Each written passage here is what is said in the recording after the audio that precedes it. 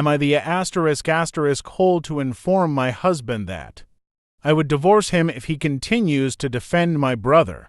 My husband and I, 29, have been together since high school, and we were introduced by my brother. We have a beautiful 4-year-old daughter who adores Emma, my brother's ex-wife.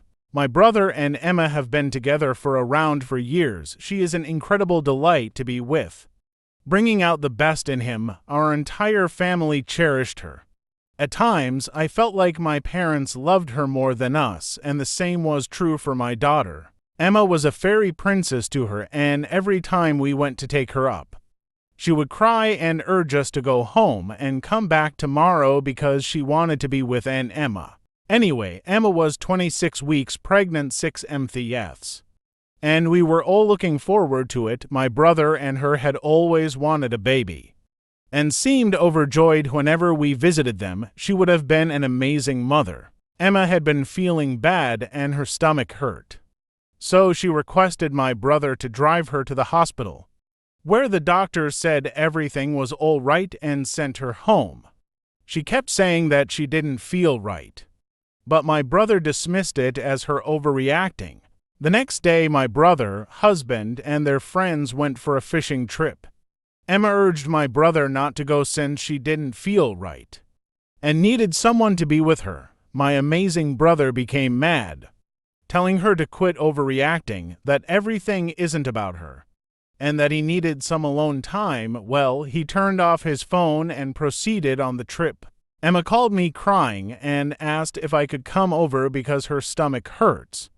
By the time I arrived, she was half conscious on a bloody floor. Rushed her to the hospital. The hospital told they required her husband's signature to carry out the operation. There was a lot of bickering. Although they saved her life, we lost the baby. She woke up screaming and weeping, asking where her child and husband were. It was horrible. Both of my parents and her parents were in tears when they saw her. I kept calling the guys, none of them responded. When Emma finally calmed down, it was even more unsettling. It was as if she had given up, with no soul left in her eyes. My brother returned the next day to an empty, bloody apartment, ran to the hospital and apologized to Emma while crying. She looked at him with no feelings and asked for a divorce. My brother grew depressed after that, and he would spend his days drinking in the baby's nursery. None of us really consoled him. I suppose we all blamed him in some way. My husband went to meet him, and when he returned, he told me about the above and asked that I apologize to my brother for neglecting him and go console him. I refused. He got angry with me and blamed Emma for the miscarriage, claiming that if she was truly ill, she should have gone to the hospital rather than making a scene, and that my brother is suffering as a result of her idiotic decision. He kept defending my brother, stating that it wasn't his fault, that he wanted some alone time before the baby, and so on. I couldn't take it any longer, so I told him that if he kept defending, I would divorce him. I took my daughter and left for my parents' home. It's been 2 days and neither of us has tried talking. I'm not sure if I behaved like an owl and recalling all he said. I believe I should at least console my brother. I suppose I wanted opinions.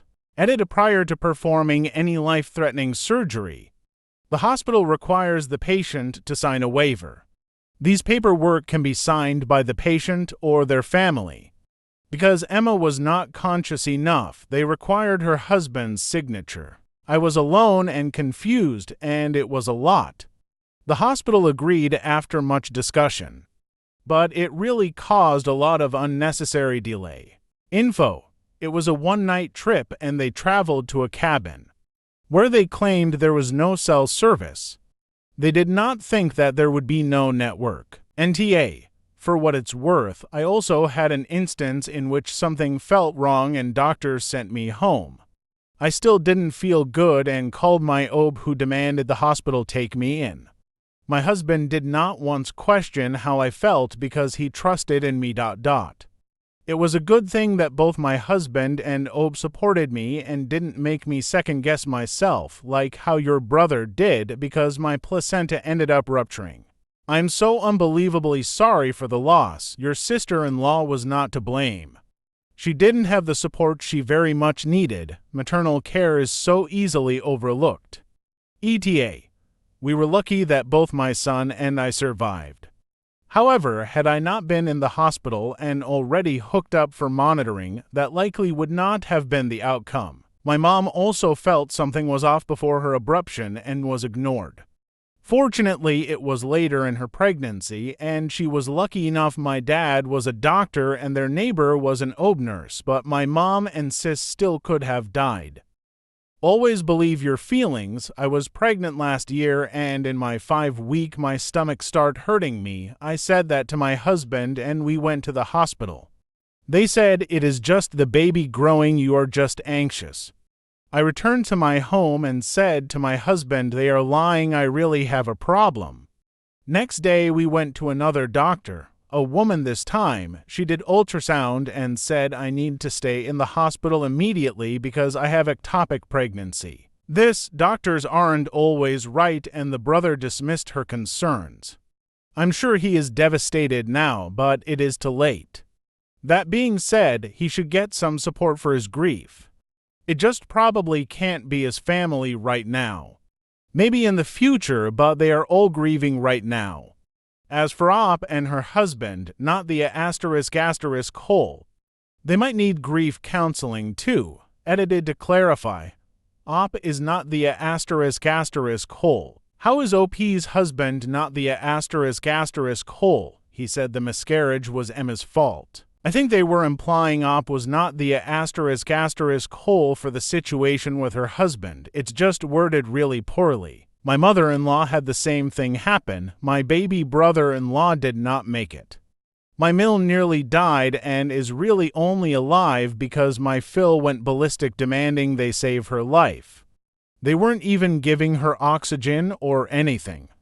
The way women are treated in medicine is and has always been an abomination. Sadly, it's all too common for hospitals to blow off an expecting mother's complaints even though she is telling them something's wrong. My ex-wife's first pregnancy before we met resulted in a miscarriage. After she went to the hospital to X and they sent her home saying nothing was wrong and to suck it up, right after the second she started hemorrhaging in the work bathroom. It's so effed up what you'll have to deal with as women dealing with sometimes from experts and professionals. So true.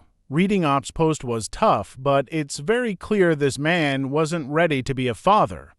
When I was pregnant, even though I felt well, my husband was very caring and careful, and especially in the last couple months would double-check people with me for every out-of-town meeting he had. He would have skipped a bachelor's night out if I hadn't urged him to go.